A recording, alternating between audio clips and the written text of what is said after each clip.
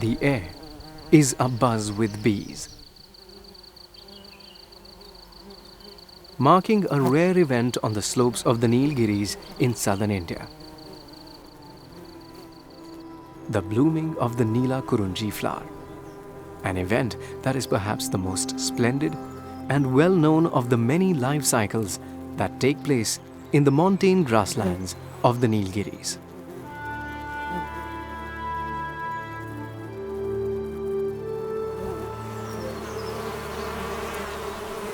Beekeepers from all over the Western Ghats have gathered here to take advantage of this once in 12 years occurrence.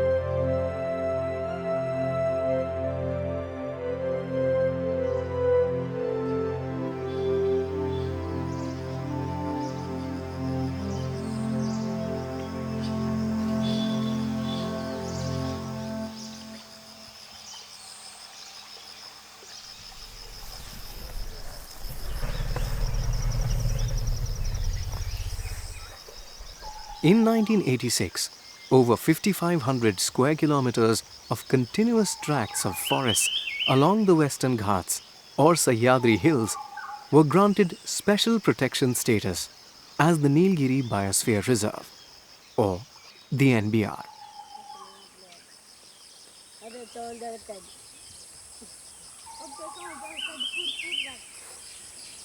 India's first declared biosphere reserve, the NBR has traditionally supported not only a vast range of wildlife and plant diversity, but also several indigenous communities. This rich forest resource has offered sustainable livelihoods to many of their generations. However, in recent years, large tracts of forested hills have been exploited and land use has changed drastically. Pesticide use is quite prevalent in the hills for both vegetable cultivation and also tea plantation. The repercussions of using these pesticides and chemical fertilizer also, it is the residual chemical washed down from the fields.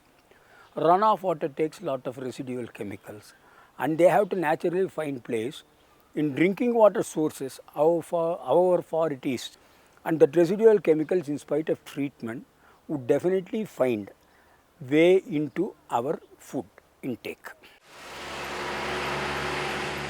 Increased commercial production and urbanization have invaded the ecological balance of the region.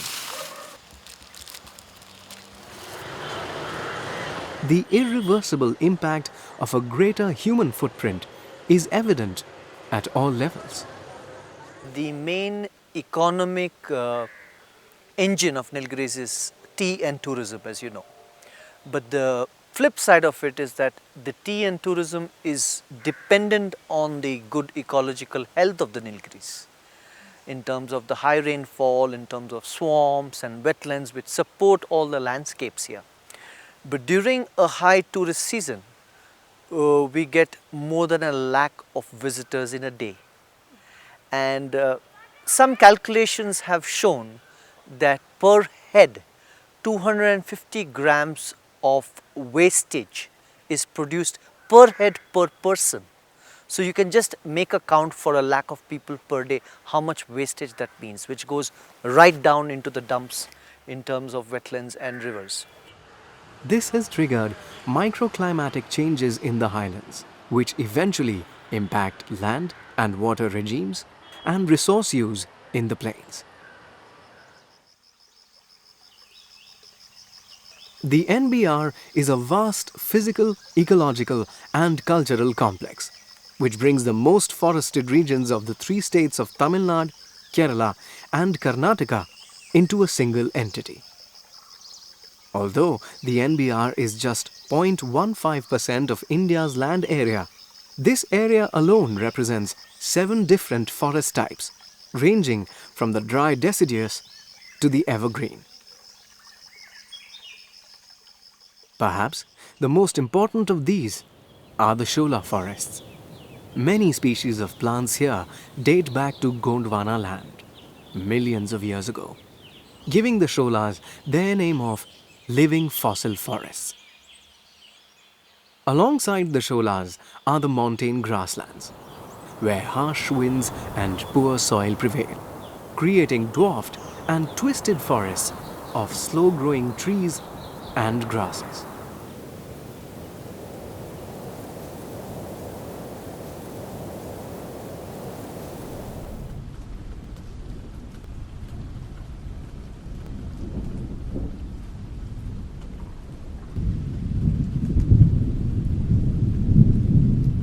This region receives good rainfall during the monsoon and has a naturally effective watershed topography. The high-altitude montane grasslands have their springs and marshes that form a network of hill wetlands.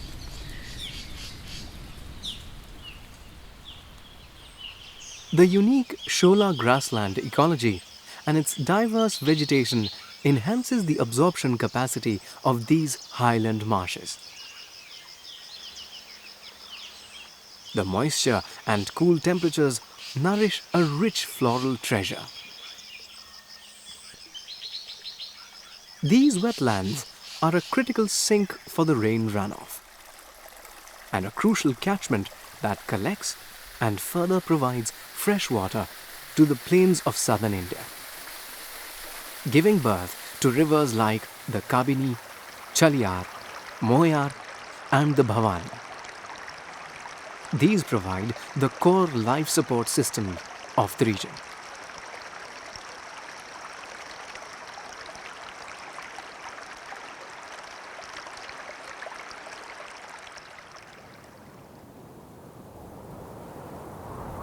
The NBR is home to many endemic species of the Western Ghats. The Nilgiri Tar and the Nilgiri Langur, the black and orange flycatcher, the Nilgiri laughing thrush, the Nilgiri blackbird, and the purple-rumped sunbird.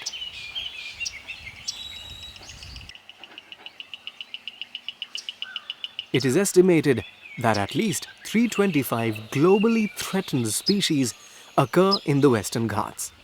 They share this habitat with predators and decomposers and are part of a complex interdependent system where each one is vital for the other's survival.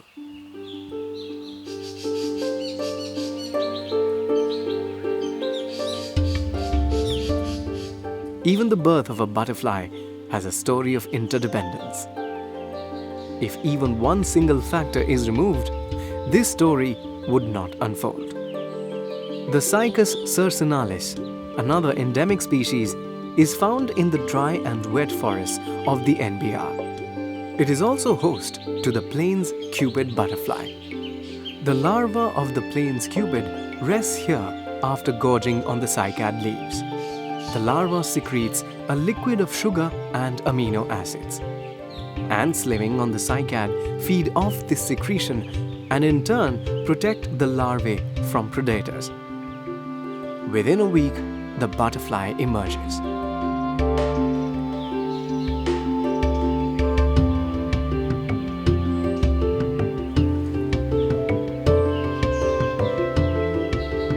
Soon, it will lay its eggs in the cycad and the cycle will begin anew.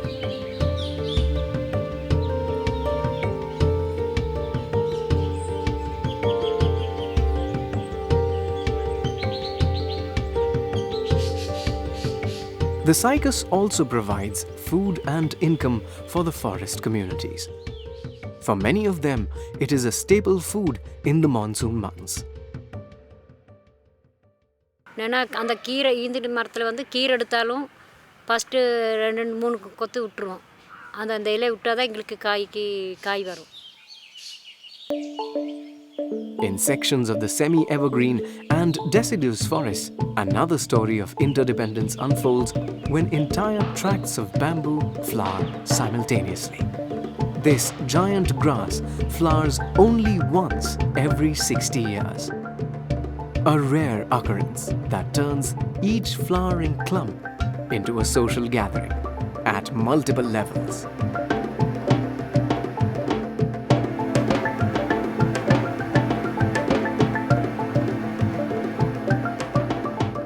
The bees and birds have already begun their feasting, while the Malabar giant squirrel braves the langur for its share. The ungulates feast cautiously, always on the alert for predators, while elephants forage fearlessly, claiming their mammoth's share.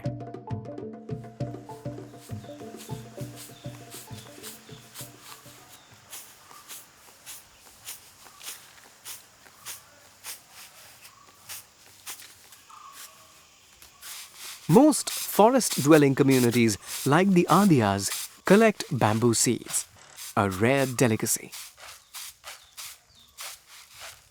Bamboo is also woven into baskets and other products for their own use and for sale in markets nearby.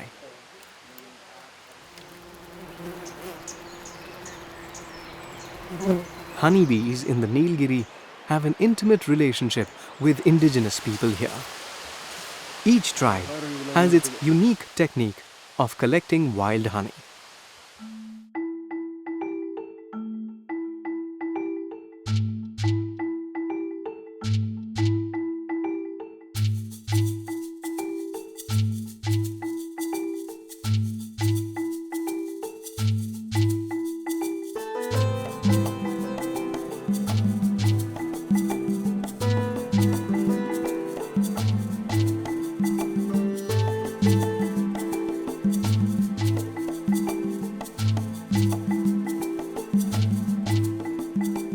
The Kurumbas climb steep rock faces, hanging precariously from cliffs while they harvest wild honeycombs.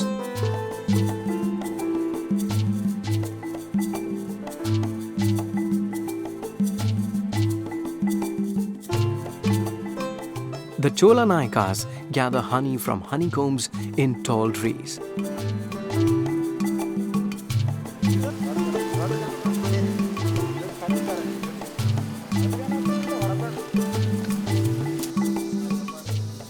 Some bees build their nests in the mud walls of cultivated terraced fields, and Kurichias gather their honey from here.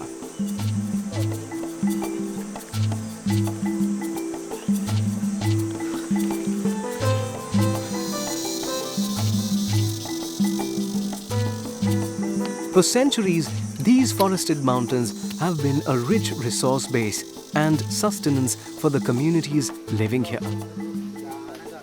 Traditional societies have adapted sustainable patterns of livelihoods woven around these resources. The innate wisdom, knowledge, and reverence for this natural wealth is passed down the generations. Forests were once upon a time an inseparable part of the worldview of the indigenous people.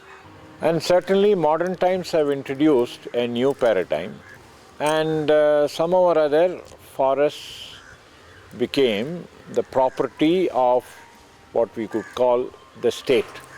The kind of land revenue settlement and the demarcation of forests from the use of native peoples, it disrupted the whole process of community living. So all the traditional ritualistic practices or even the traditional rights they had over the resources found in the forest, they came under the domain of some authority beyond their control.